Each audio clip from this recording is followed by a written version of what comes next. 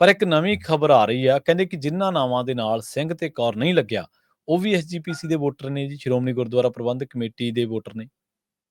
ਬਿਲਕੁਲ ਪ੍ਰਵੀਨ ਜੀ, ਆਪਣੇ ਆਪ 'ਚ ਸਵਾਲ ਖਾਰਜ ਹੋ ਜਾਂਦਾ ਉਸ ਸਮੇਂ ਜਦੋਂ ਕਿ ਐਸਜੀਪੀਸੀ ਦੀਆਂ ਚੋਣਾਂ ਹੋਣ ਤੇ ਸਿੰਘ ਤੇ ਕੌਰ ਤੋਂ ਬਿਨਾਂ ਵਾਲਾ ਕਿਵੇਂ ਆ ਸਕਦਾ? ਇਹਦਾ ਮਤਲਬ ਉਹ ਵੋਟਰ ਸੂਚੀਆਂ ਦਰੁਸਤ ਨਹੀਂ ਹੈਗੀਆਂ ਫਿਰ, ਜੇਕਰ ਇਹ ਅਜਿਹੇ ਨਾਮ ਉਹ 'ਚ ਸ਼ਾਮਲ ਨੇ ਤੇ ਇਹਦਾ ਮਤਲਬ ਉਹਦੇ ਵਿੱਚ ਕੋਈ ਗੜਬੜ ਘੁਟਾਲਾ ਹੈ। ਅਸਲ 'ਚ ਤੁਹਾਡੀ ਗੱਲ ਦਰੁਸਤ ਹੈ ਕਿ ਜਿੱਦਣ ਤੋਂ ਸ਼੍ਰੋਮਣੀ ਕਮੇਟੀ ਦੀਆਂ ਵੋਟਰ ਸੂਚੀਆਂ ਬਣਾਉਣ ਦੀ ਪ੍ਰਕਿਰਿਆ, ਵੋਟਾਂ ਬਣਾਉਣ ਦੀ ਪ੍ਰਕਿਰਿਆ ਸ਼ੁਰੂ ਹੋਈ ਹੈ, ਤਦ ਤੋਂ ਹੀ ਕਦੇ ਉਹਦੇ ਵਿੱਚ ਬੜੇ ਠੰਡਾ ਕੰਮ ਚੱਲਦਾ ਹੈ, ਕਦੇ ਸਮੇਂ ਸਿਰ ਨਹੀਂ ਬਣ ਰਹੀਆਂ, ਕਦੇ ਲਟਕਾਇਆ ਜਾਂਦਾ। ਵੈਸੇ ਤਾਂ ਚੋਣਾਂ ਹੀ ਲੰਮੇ ਸਮੇਂ ਤੋਂ ਲਟਕਦੀਆਂ ਆ ਰਹੀਆਂ। ਆਖਰ ਫਿਰ ਜਸਟਿਸ ਆਰ ਐਸ ਸਾਰੋ ਹੋਰਾਂ ਨੂੰ ਜਦੋਂ ਗੁਰਦੁਆਰਾ ਚੋਣ ਕਮਿਸ਼ਨ ਦੀ ਨਿਯੁਕਤੀ ਦਿੱਤੀ ਤੇ ਉਹਨਾਂ ਨੂੰ ਕਾਰਜਭਾਰ ਸੰਭਾਲਿਆ, ਉਸ ਤੋਂ ਬਾਅਦ ਵੋਟਾਂ ਬਣਨ ਦੀ ਪ੍ਰਕਿਰਿਆ ਸ਼ੁਰੂ ਹੋਈ ਤੇ ਉਸ ਤੋਂ ਬਾਅਦ ਫਿਰ ਮਤਲਬ ਕਿ ਆਪਾਂ ਉਹਦੇ ਹਵਾਲੇ ਨਾਲ ਪੂਰੀ ਗੱਲ ਕੀਤੀ ਕਿ ਜੀ ਆਹ ਤਰੀਕਾਂ ਤੱਕ ਸੂਚੀਆਂ ਬਣਨੀਆਂ ਨੇ, ਹੁਣ ਸੁਧਾਈ ਦਾ ਸਮਾਂ, ਹੁਣ ਛਪਣ ਜਾਣੀ ਹੈ। ਇਹਦੇ ਹਵਾਲੇ ਨਾਲ ਇਹ ਗੱਲ ਸਾਹਮਣੇ ਆਈ ਕਿ ਉਸ ਵੋਟਰ ਸੂਚੀਆਂ ਦੇ ਵਿੱਚ ਕਈ ਨਾਮ ਅਜਿਹੇ ਸ਼ਾਮਲ ਨੇ ਜਿਨ੍ਹਾਂ ਦੇ ਨਾਮ ਨਾਲ ਸਿੰਘ ਤੇ ਕੌਰ ਨਹੀਂ ਲੱਗਾ ਹੋਇਆ। ਠੀਕ ਹੈ ਜੀ। ਔਰ ਇਸ ਪਹਿਲੂ ਨੂੰ ਮੌਜੂਦਾ ਸ਼੍ਰੋਮਣੀ ਗੁਰਦੁਆਰਾ ਪ੍ਰਬੰਧਕ ਕਮੇਟੀ ਦੇ ਪ੍ਰਧਾਨ ਐਡਵੋਕੇਟ ਹਰਜਿੰਦਰ ਸਿੰਘ ਧਾਮੀ ਹੋਰਾਂ ਨੇ ਬਕਾਇਦਾ ਗੁਰਦੁਆਰਾ ਚੋਣ ਕਮਿਸ਼ਨਰ ਆਰ.ਐਸ. ਸਾਰੋ ਹੋਰਾਂ ਕੋਲ ਜਾ ਕੇ ਲਿਖਤੀ ਰੂਪ 'ਚ ਚਿੱਠੀ ਭੇਜ ਕੇ ਚੁੱਕਿਆ। ਪ੍ਰਵੀਨ ਜੀ, ਵੈਸੇ ਸ਼੍ਰੋਮਣੀ ਕਮੇਟੀ ਦੇ ਪ੍ਰਧਾਨ ਐਡਵੋਕੇਟ ਹਰਜਿੰਦਰ ਸਿੰਘ ਧਾਮੀ ਉਹ 7 ਮੈਂਬਰੀ ਕਮੇਟੀ ਦੇ ਮੁਖੀ ਨੇ ਜਿਨੇ ਅਕਾਲੀ ਦਲ ਦੀਆਂ ਵੋਟਿੰਗ ਪ੍ਰਕਿਰਿਆ ਦਾ ਕੰਮ ਕਰਨਾ। ਅਕਾਲ ਤਖਤ ਸਾਹਿਬ ਵੱਲੋਂ ਜਿਹੜੀ 7 ਮੈਂਬਰੀ ਕਮੇਟੀ ਥਾਪੀ ਗਈ ਸੀ ਉਸ ਦੇ ਮੁਖੀ ਨੇ ਤੇ ਉਸ ਕਮੇਟੀ ਦੀ ਬੈਠਕ ਨਹੀਂ ਬੁਲਾ ਰਹੇ ਧਾਮੀ ਸਾਹਿਬ, ਜਦੋਂ ਕਿ ਅਕਾਲ ਤਖਤ ਸਾਹਿਬ ਕਹਿ ਰਿਹਾ ਕਿ ਭਾਈ ਉਹ ਕਮੇਟੀ ਸਟੈਂਡ ਕਰਦੀ ਹੈ ਨਾ। ਪਰ ਧਾਮੀ ਸਾਹਿਬ ਨੂੰ ਕੱਲਾ ਇੱਕ ਹੁਸ਼ਿਆਰਪੁਰ ਦੇ ਕੇ ਨਾਲ ਜੰਮੂ ਕਸ਼ਮੀਰ ਭੇਜ ਦਿੱਤਾ ਗਿਆ ਤੇ ਉਸ ਦੇ ਉੱਤੇ ਵੀ ਧਾਮੀ ਸਾਹਿਬ ਨੇ ਕੋਈ ਰਿਐਕਟ ਨਹੀਂ ਕੀਤਾ, ਜਦੋਂ ਕਿ ਵਰਕਿੰਗ ਕਮੇਟੀ ਦੇ ਵਿੱਚ ਬਕਾਇਦਾ ਤੌਰ ਤੇ ਚਾਹੇ ਲੌਂਗੋਵਾਲ ਹੋਰੀ ਹੋਣ ਚਾਹੇ ਝੁੰਦਾ ਹੋਰੀ ਹੋਣ ਉਹ ਰਿਐਕਟ ਕਰ ਚੁੱਕੇ ਨੇ। ਇੱਥੋਂ ਤੱਕ ਕਿ ਕੁਝ ਹੋਰ ਮੈਂਬਰਾਂ ਨੇ ਵੀ ਰਿਐਕਟ ਕੀਤਾ ਕਿ ਅਕਾਲ ਤਖਤ ਸਾਹਿਬ ਦੀ ਮੰਨੋ ਤਾਂ ਸਹੀ, ਜੇ ਮੰਨਣੀ ਨਹੀਂ ਤਾਂ ਮੰਨਦੇ ਦੇਖੋ ਤਾਂ ਸਹੀ।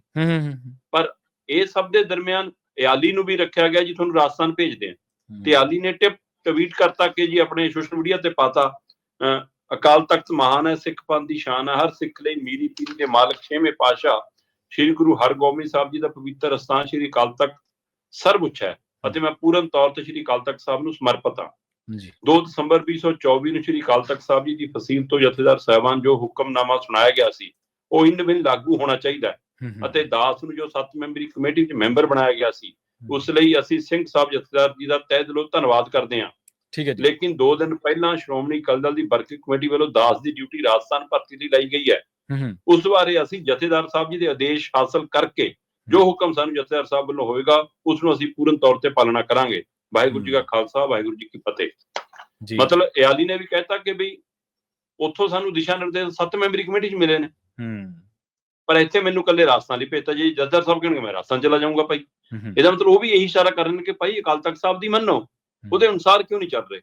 ਸੋ ਧਾਮੀ ਸਾਹਿਬ ਦੇ ਉੱਤੇ ਇੱਕ ਪਾਸੇ ਆ ਸਵਾਲ ਖੜਾ, ਦੂਏ ਪਾਸੇ ਉਹ ਸ਼੍ਰੋਮਣੀ ਕਮੇਟੀ ਦੇ ਮੁਖੀ ਨੇ, ਉਹਦੇ ਨਾਤੇ ਉੱਥੋਂ ਦੀ ਜੋ ਪ੍ਰਕਿਰਿਆ ਉਹਦੇ ਤੇ ਉਹ ਜਾਇਜ਼ ਸਵਾਲ ਖੜਾ ਕਰ ਰਹੇ ਨੇ। ਉਹਨਾਂ ਨੇ ਵਾਜਬ ਸਵਾਲ ਖੜਾ ਕੀਤਾ ਜਸਟਿਸ ਐਸ.ਐਸ. ਸਾਰੋ ਹੋਰਾਂ ਕੋਲ ਜਾ ਕੇ ਕਿ ਜੀ ਆਹ ਚੱਕੋ ਲਿਸਟ, ਆਹ ਤੁਹਾਡੀਆਂ ਵੋਟਰ ਸੂਚੀਆਂ ਨੇ। ਪਹਿਲੀ ਗੱਲ ਤਾਂ ਇਹ ਵੋਟਰ ਸੂਚੀਆਂ ਸੰਗਤ ਨੂੰ ਬੜੀ ਆਸਾਨੀ ਨਾਲ ਉਪਲਬਧ ਨਹੀਂ ਹੋ ਰਹੀਆਂ। ਜੇ ਉਪਲਬਧ ਨਹੀਂ ਹੋਣਗੀਆਂ ਤਾਂ ਉਹਦੇ ਵਿੱਚੋਂ ਖਾਮੀਆਂ ਕਿਵੇਂ ਤਸਦੀਕ ਕਰ ਸਕਣਗੇ, ਕਿਵੇਂ ਉਹਨੂੰ ਦਰੁਸਤ ਕਰਾਉਣ ਦੀ ਪ੍ਰਕਿਰਿਆ 'ਚ ਸ਼ਾਮਲ ਹੋ ਸਕਣਗੇ। ਦੂਸਰਾ ਉਹਨਾਂ ਨੇ ਸਵਾਲ ਚੁੱਕਿਆ, ਉਹ ਕਹਿੰਦੇ ਕਿ ਜਦੋਂ ਸ਼੍ਰੋਮਣੀ ਕਮੇਟੀ ਦੀਆਂ ਵੋਟਾਂ ਬਣਾਉਣ ਦੀ ਪ੍ਰਕਿਰਿਆ ਚੱਲ ਰਹੀ ਸੀ ਉਸ ਸਮੇਂ ਤੁਸੀਂ ਜਿਹੜੇ ਫਾਰਮ ਭਰਾਏ ਉਹਨਾਂ ਦੇ ਨਾਲ ਫੋਟੋਆਂ ਲਗਵਾਈਆਂ ਤੇ ਜੇ ਉਹ ਫੋਟੋਆਂ ਫਾਰਮਾਂ ਤੇ ਲੱਗੀਆਂ ਨੇ ਤਾਂ ਵੋਟਰ ਸੂਚੀ 'ਚ ਕਿਉਂ ਨਹੀਂ ਆਈਆਂ ਫੋਟੋਆਂ? ਕਿੰਨਾ ਕੁਛ ਤਾਂ ਫੋਟੋ ਤੋਂ ਸਾਫ਼ ਹੋ ਜਾਣਾ ਸੀ। ਫਿਰ ਉਹ ਤੋਂ ਬਾਅਦ ਕਹਿੰਦੇ ਨਾਮ, ਕਿੰਨੇ ਹੀ ਨਾਵਾਂ ਨਾਲ ਸਿੰਘ ਤੇ ਕੌਰ ਨਹੀਂ ਲੱਗਾ ਹੋਇਆ, ਇਹਨੂੰ ਕੀ ਸਮਝੀਏ? ਉਹਨਾਂ ਨੇ ਸਿੱਧਾ ਪੰਜਾਬ ਸਰਕਾਰ ਤੇ ਧਾਮੀ ਹੋਰਾਂ ਨੇ ਸਵਾਲ ਖੜਾ ਕੀਤਾ ਜੀ। ਉਹ ਕਹਿੰਦੇ ਕਿ ਇਹਦੇ ਪਿੱਛੇ ਪੰਜਾਬ ਸਰਕਾਰ ਦੀ ਸਾਜ਼ਿਸ਼ ਹੈ। ਉਹ ਇੱਕ ਕਬਜ਼ੇ ਦੀ ਪ੍ਰਕਿਰਿਆ। ਉਹ ਕਹਿੰਦੇ ਮੈਨੂੰ ਤਾਂ ਇੰਝ ਲੱਗਦਾ ਕਿ ਜਿਵੇਂ ਵਿਧਾਨ ਸਭਾ ਤੇ ਲੋਕ ਸਭਾ ਚੋਣ ਵਾਲੀਆਂ ਸੂਚੀਆਂ ਚੋਂ ਕੱਢ ਕੇ ਸੂਚੀਆਂ ਬਣਾਤੀਆਂ ਹੋਣ। ਤੋ ਸ਼੍ਰੋਮਣੀ ਗੁਰਦੁਆਰਾ ਪ੍ਰਬੰਧਕ ਕਮੇਟੀ ਦਾ ਜਦੋਂ ਨਿਯਮ ਸਾਫ਼ ਕਹਿੰਦਾ ਹੈ, ਇੱਥੇ ਤਾਂ ਮਤਲਬ ਸਹਿਜਧਾਰੀ ਸਿੱਖਾਂ ਨੇ ਹਵਾਲੇ ਨਾਲ ਕਿੰਨੀ ਦੇਰ ਕੇਸ ਕੋਰਟ ਕਚਹਿਰੀ ਚੱਲੀ ਗਏ, ਉਹਨਾਂ ਨੂੰ ਅਜੇ ਤੱਕ ਮਾਨਤਾ ਨਹੀਂ ਮਿਲੀ ਤੇ ਇੱਥੇ ਤੁਸੀਂ ਸਿੱਧਾ ਹੀ ਜਿਹਨਾਂ ਨਾਮ ਨਾਲ ਸਿੰਘ ਤੇ ਕੌਰ ਵੀ ਲੱਗ ਰਿਹਾ ਉਹਨਾਂ ਨੂੰ ਸ਼੍ਰੋਮਣੀ ਕਮੇਟੀ ਦੀ ਵੋਟਾਂ ਸ਼ਾਮਲ ਕਰ ਰਹੇ। ਸੋ ਇਹ ਕਿਤੇ ਨਾ ਕਿਤੇ ਇੱਕ ਵੱਡੀ ਖੇਡ ਤਾਂ ਨਹੀਂ, ਕਿਤੇ ਇਹ ਸਵਾਲ ਖੜਾ ਹੋ ਗਿਆ। ਪਰ ਸ਼੍ਰੋਮਣੀ ਕਮੇਟੀ ਹੋਰਾਂ ਨੇ ਜਿਹੜਾ ਮੁੱਦਾ ਚੁੱਕਿਆ, ਹੁਣ ਦੇਖਦੇ ਹਾਂ ਇਹਦੇ ਉੱਤੇ ਐਸ.ਐਸ. ਸਾਰੋ ਸਾਹਿਬ ਕੀ ਟਿੱਪਣੀ ਕਰਦੇ ਨੇ, ਕੀ ਨਜ਼ਰਸਾਨੀ ਕਰਦੇ ਨੇ, ਕਿਵੇਂ ਉਹਦੇ ਪਰ ਅੱਗੇ ਪਹਿਰੇਦਾਰੀ ਕਰਦੇ। ਜੀ ਬਿਲਕੁਲ।